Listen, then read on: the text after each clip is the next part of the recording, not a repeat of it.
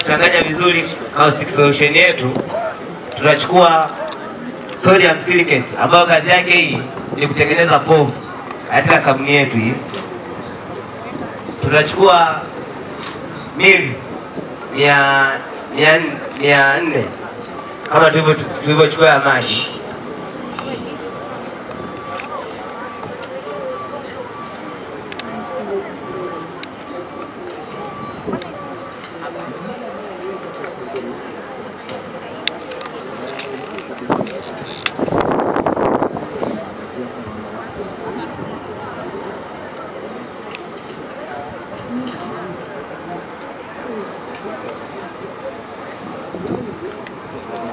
Tutaweka mili 400.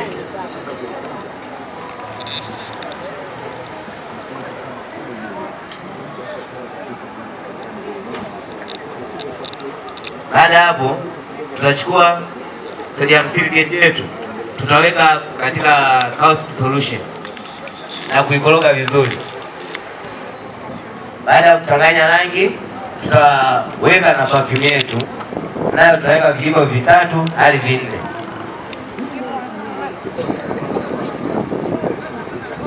Huku ukiendelea kuchanganya, na inashauriwa wakati unatengeneza sabuni muwe watu 2 au zaidi, ili kuepuka kukosea kwa wakati wa kuchanganya na kufanya solution yetu kuwahi kuganda.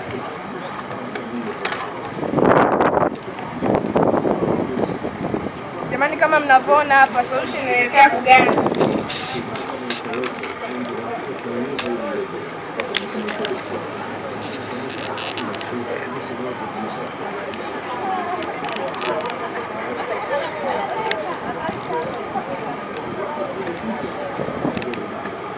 Rangi yetu inabadilika.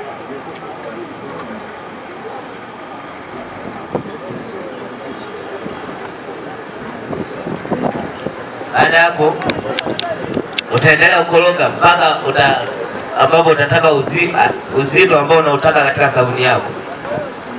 Baada ya kukoroga, utaitia sabuni yako katika soap molder.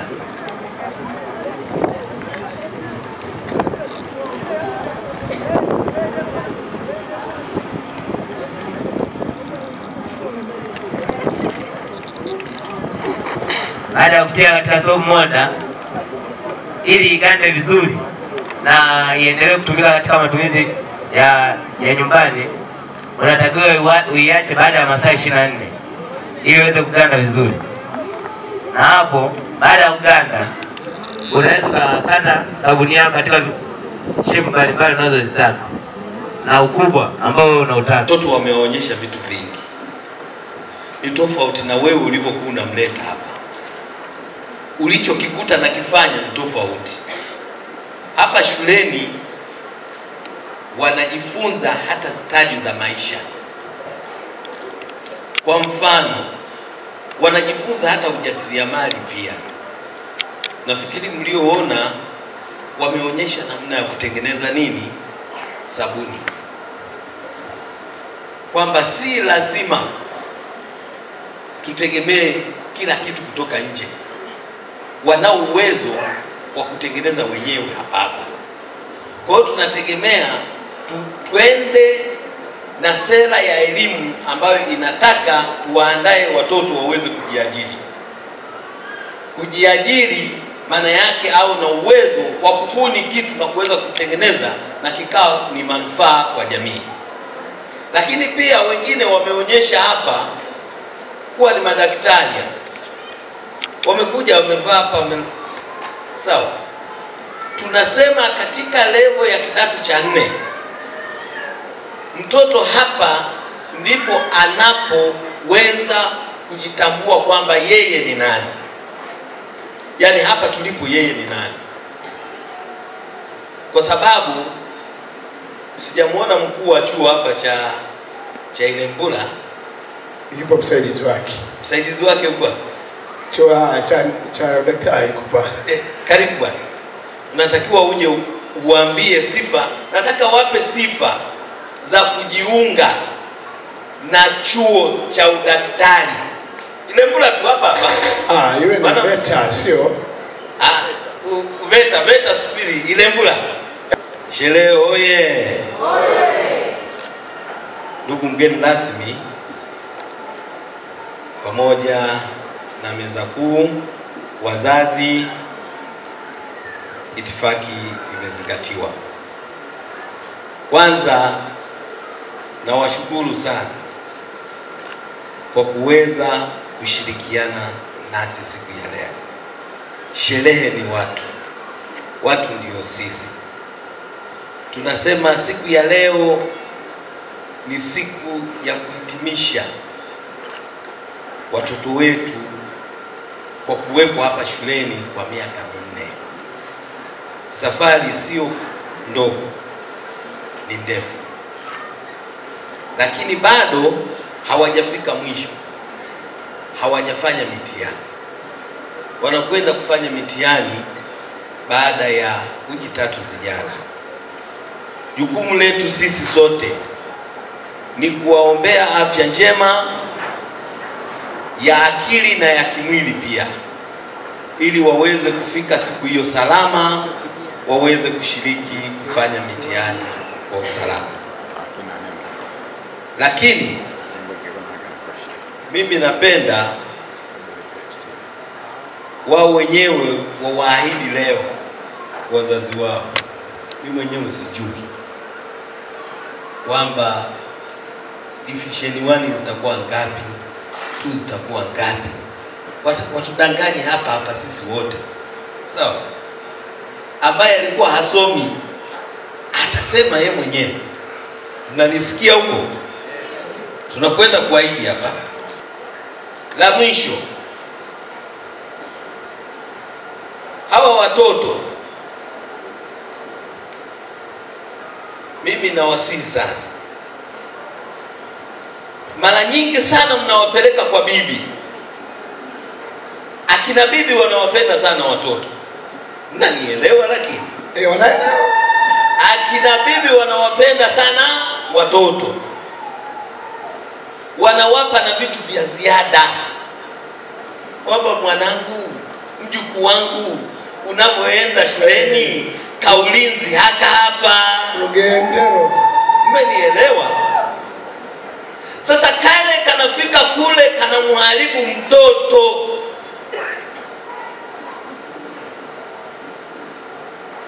Nadanganya nini? Hamjaona? Pengine ratiba ingerudi nyuma, waanze upya, wangekuwa wanafanya mtihani leo, wangepata nafasi ya kujiandaa kufanya mtihani leo, wanaamini kwamba wangefanya vizuri zaidi. Sasa nyinyi bado mna siku kadhaa za kufanya maandalizi. Mahali ambapo kuna gap kidogo, ili usipate division 1 ya 0.7 kama ulivyosema, rekebisha hayo magepu ili upate division 1 nzuri ambayo itakufanya uonekane miongoni mwa wanafunzi bora, si tu kwenye wilaya yetu, mkoa wetu, bali Tanzania. Wangapi kati yenu wananiahidi kwamba majina yao yatakuwa miongoni mwa wanafunzi bora Tanzania? Wanyoshe mikono. Wale 7 ya kwanza. Wote wamesema si. Nimeona. Mkurugenzi, vijana wako wamenyosha mikono, bila shaka hawatatuangusha. Labda tu kwa wageni ambao hawafahamu, shule hii ni miongoni mwa shule chache kwenye mkoa wetu ambazo kwa kweli tunajivunia kuwa nazo. Wazazi ambao mmeleta watoto wenu hapa, hamjakosea. Mlifanya uchaguzi ulio sahihi kabisa. Kwa sababu shule hii kama mlivyoona kwenye matokeo ya moko kwenye kanda yetu imeng'ara. Tunajua mkurugenzi kuna kitu aligusia kidogo, ilikuwa ni masuala ya kiimani. Kwa hiyo ukimtanguliza Mungu, hivi vitu vyote vinawezekana. Hizi wanu zote ambazo wameahidi hapa wanafunzi, inawezekana. Hongereni sana wanafunzi. Nipate kukiri kwamba mkurugenzi amesema kuna changamoto ya fence. Sisi kama benki ya NMB hii tumeipokea hii ripoti na tutaenda kuifanyia kazi. Lakini kwa kutambua hii changamoto ya fensi iliyopo, nikawa nimemkonyeza hapa mkuu wangu wa shule, mkuu wa shule, nikawa nimepatia shilingi 60,000 cash.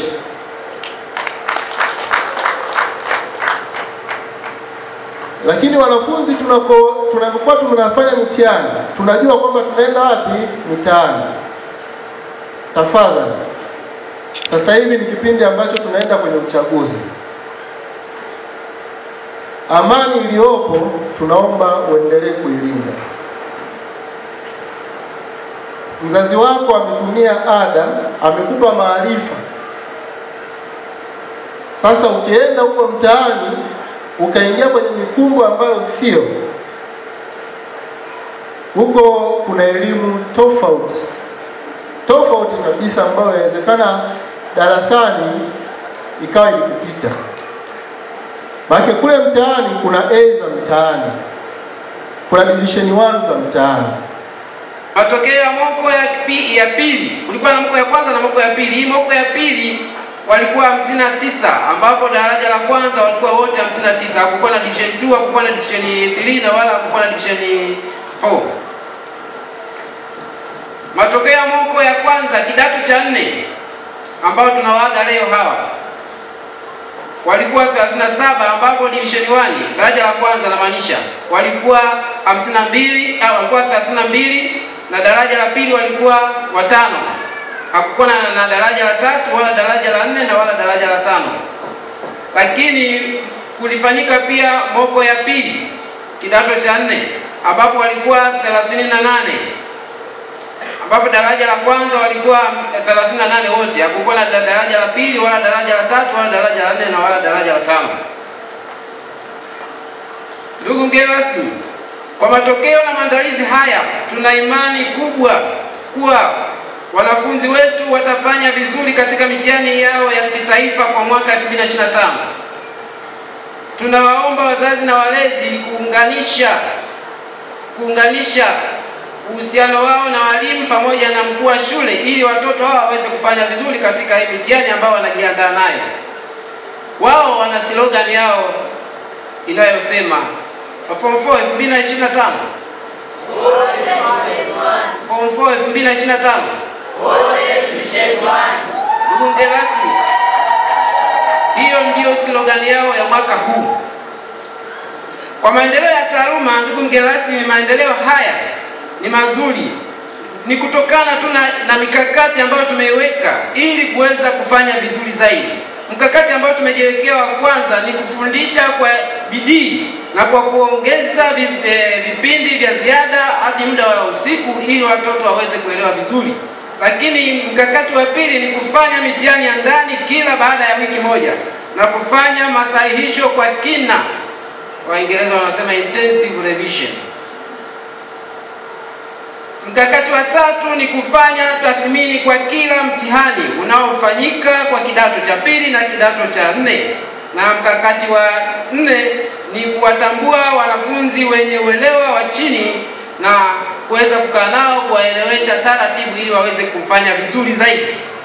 Lakini mkakati wa 5 kufanya mitihani ya ujirani mwema na shule mbalimbali ambazo zinatuzunguka ili watoto waweze kuelewa vizuri.